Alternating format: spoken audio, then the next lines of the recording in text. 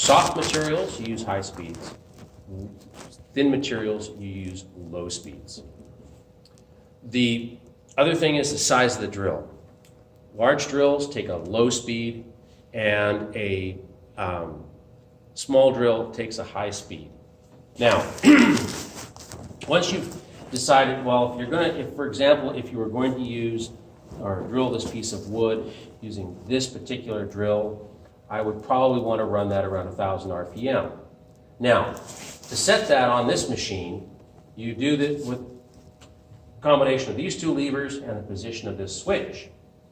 So 1,000 RPM on this machine happens to be this position right here. So it says that the two levers, the top lever and the bottom lever, have to be facing forward. This legend is supposed to be here. Okay, they cheaped out and they only wanted to make one blade.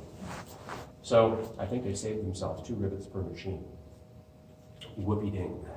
So we have to make sure it's facing forward. So we give the spindle a little turn when it's not powered up, and we put a little pressure on the handles, pulling them forward at the same time to get them in the right position.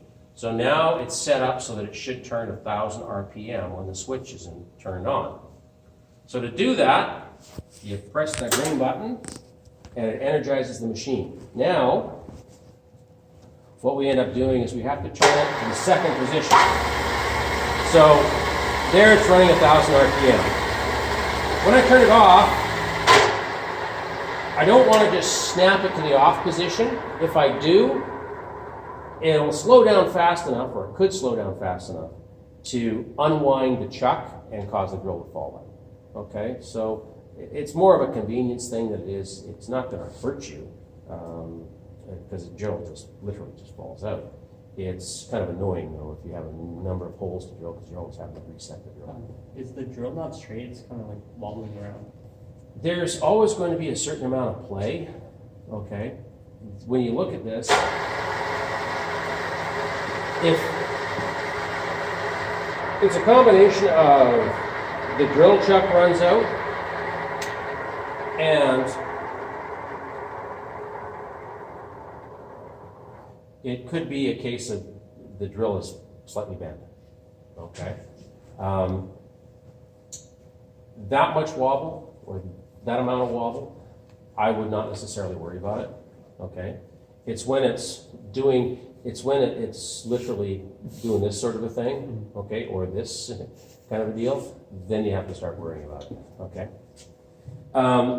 Now, there are a couple of things that you should be aware of. This machine turns right and left, okay?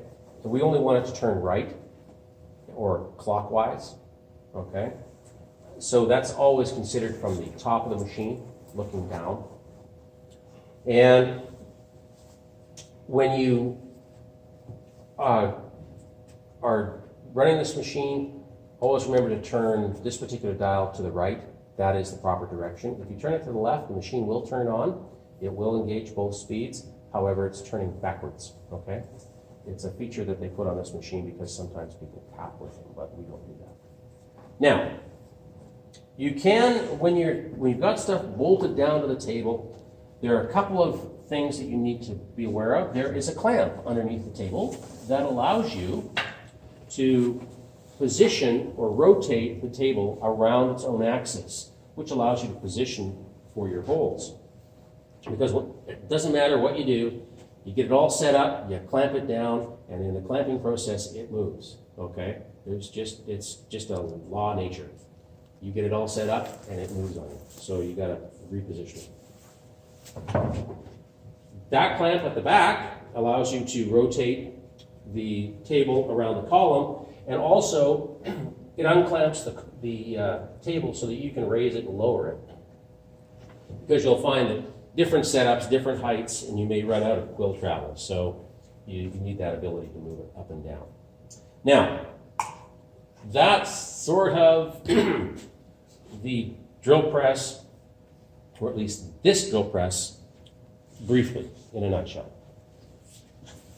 These ones are exactly the same thing. They're drilling machines, okay?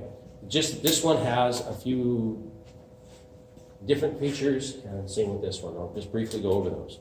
First of all, this one's a little simpler to use. It only turns forward. It has a rotary dial to select the speed based on this chart, and there is a very easily denoted on and off, okay? It has one thing that will trip you up. It's got a really positive depth stop on it, so if you happen to find that this white line is all the way down to the bottom, the quill will not move any further, okay? So if you come over here and it's locked, double check to make sure that that line is off the zero somewhere in here, because otherwise it's not moving. To turn it on and off, to energize the machine so you can operate it, you simply press this black button behind the membrane. The red button shuts it off. There are, again, clamps underneath the table to rotate it on its own axis, as well as there are clamps at the back to allow you to rotate it around the column, and also those clamps at the back release it so that you can raise and lower the table. Unfortunately, this table does not pivot 360 degrees. It's made in North America. That table made in Sweden. They think of everything, so it allows you to rotate it 360 degrees, which is a nice feature. Now, moving on to this one. This machine is actually built as a drill mill, okay? It's sort of got a dual purpose. We use it strictly as a drilling machine. First off, it again has a really positive depth stop, so if that red arrow is down at that zero, this thing ain't moving, okay? To add insult to injury, they also have this really positive clamp on here, so if that is tight, if somebody does this up really tight, like that, it's not moving, okay? So always make sure that that's loose, and that's got some freeboard there, and then you may be able to move the quill. But if all those things are done, that's loose, there's freeboard there, and it still doesn't move, that's because somebody has been using the micrometer hand wheel here to lower and raise the quill, and the spider's disengaged. So what you need to do is make sure that that handle is backed off and you're all set to fly. It's got 3 speeds in low, 3 speeds in high, so six speeds in total. And it also has a locking off switch, okay, right there. So if you go to press the button, nothing happens, make sure that that is released, and then it's on. And also, this machine goes forward and reverse, but unlike the one on the far end, this one has a very clearly marked switch that says forward and reverse. If you loosen this, open that button up, and nothing happens, it's because the forward and reverse is in the center. So always make sure it's to one side or the other, depending on what you need to do. And it should all work for you. Last but not least, to raise and lower, to get more room here underneath the drill chuck, there are 2 bolts at the very back of the machine. You loosen these 2 bolts, and you will be able to raise or lower and raise the head. Okay? Then once you get it in the right position for what you need to do, you just tighten it back up, and off you go. Now, oh, and by the way, this wrench always sits right behind the machine. Now, the last thing I just want to point out to you is that we have this drill press here, and it's designed for drilling circuit boards and using really small drills. It's the only reason I'm pointing it out to you is because there's very little use for this machine now. The only thing I want to point out to you is that it's got this drill chuck key. So the deal is that this key, the pin goes in the holes on the chuck. The rack on the outside of the key engages the rack on the body of the chuck and opens and closes the jaws on the chuck accordingly. Once you install the drill in this machine, please make sure you get rid of that chuck key, get it out of the chuck, because if you turn this thing on with that chuck key in there, it could fire it out across the room, and you don't want to be on the receiving end of that. Because this is I think this turns 3,600 RPM or something like that.